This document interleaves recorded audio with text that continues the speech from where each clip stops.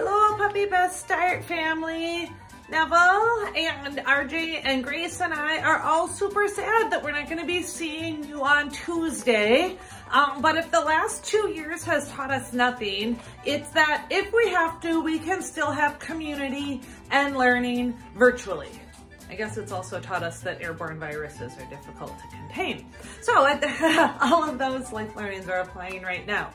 So here is the challenge that we're going to have. When your puppies aren't at school on Tuesday, we're going to have the 5 sensory input challenge. Remember that sensory input is anything your dog takes in through any of their senses. The more sensory input your puppy gets into their little brain, the less reactive and the more able to cope with life your puppy is going to be in the long run. So at Puppy Best Start, we go to lengths you wouldn't believe actually, to be constantly creating novel, new sensory input for your puppies. So on Tuesday, what we're gonna do is you and your puppies are gonna build a sheet fort together.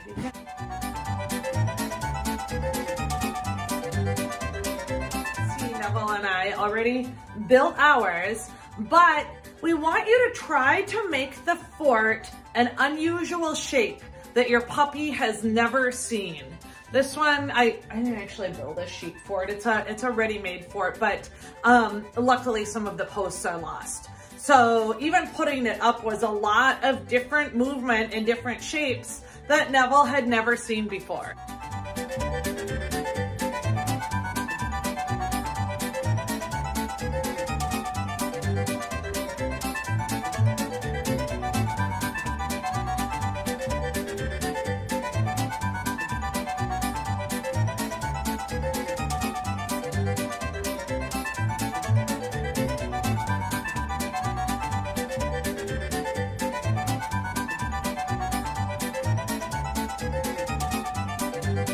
Your puppy, if it's stressing them out, you take it down a notch. Obviously, they should never be stressed or uncomfortable during this process. Most of them will probably think it's fun. I know a few of them who are going to try to help by biting the sheet. Looking at you, Augie. That's okay. And we're gonna build a sheet fort because our sensory goal is to show your dog one large new shape and or movement that they've never seen before. That's a novel, new visual input. Except for Scotty. And then once we're in the fort, we are gonna play because what fun is building a fort if you can't get in there and play. Okay, so we don't want to force or even coax, but you can either make it a mental challenge for your puppy to figure out how to get into your fort. Neville's trying to figure that out right now. Or you can just invite your puppy into the fort.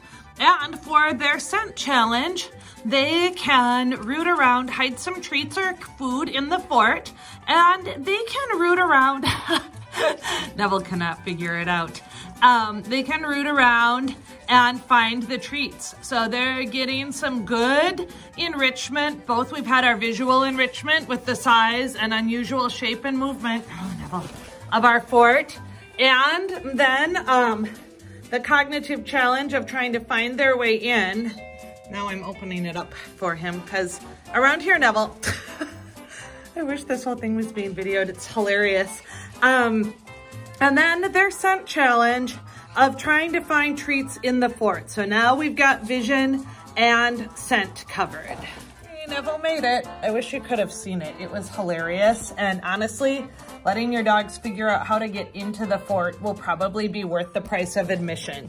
But remember, if they're stressed, let them write out. Nothing, all of their sensory experiences should feel good and interesting to them. They just need to be novel or new.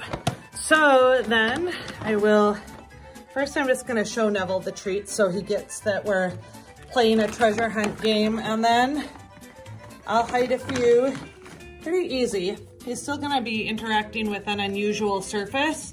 Then go on to hide the treats harder and harder in your fort and let your puppy search harder and harder to find them. Oh, are you gonna sit for your treat?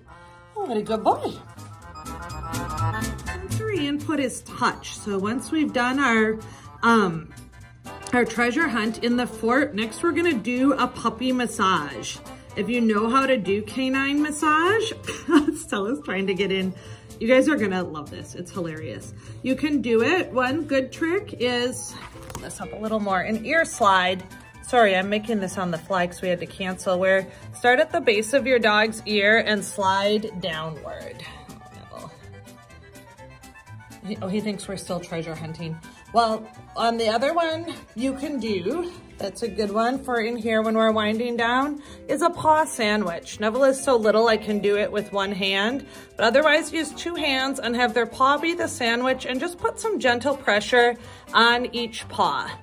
Or you can even do a quiet hold if he's being a little wiggly. Your pup probably won't if you've taken more time, but he does not understand that we're not still on the treasure hunt portion. Just holding them until they stop wiggling and calm down is great touch sensory. It's great bonding and a great way to build that ability for body handling. He doesn't think so. Okay. The last sensory input that we haven't covered yet is sound. And what our challenge there is to try to find a sound that's not scary. It's not gonna hurt their ears. Remember, they hear sounds a lot louder than we do, but a new sound that your puppy has never heard before. And play that for them in the fort.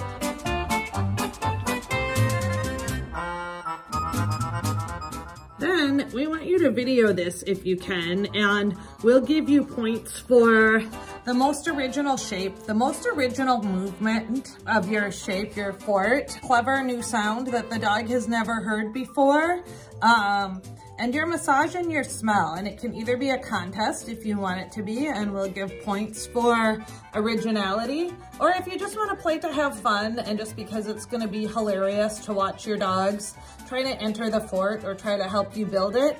But send us the videos and we want to see them. And with your permission, we'll share them with the rest of the group. Neville's still in here. He's looking for more treats, but there are none. And that is how we will be a community next Tuesday and keep our puppy best start happening. And we will all be super excited to come together nice and safe and well on Thursday. So bye-bye puppies, I'll miss you.